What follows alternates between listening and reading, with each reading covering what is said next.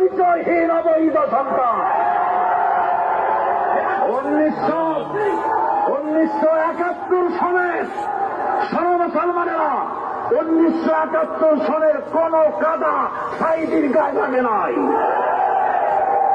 আমাকে রাজাকার বলে জনগণ থেকে বিচ্ছিন্ন করবা, জনগণ থেকে আমার বিচ্ছিন্ন করা যাবে না।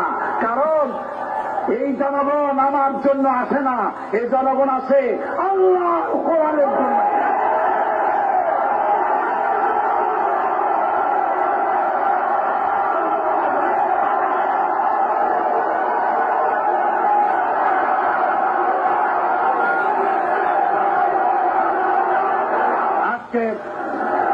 আর যারা ইসলামের কথা বলে, তারাই রাজাকার, তারাই মৌলবাদী। মৌলবাদী বললে আমরা অসন্তুষ্ট হই না, কারণ মৌলবাদী শব্দটা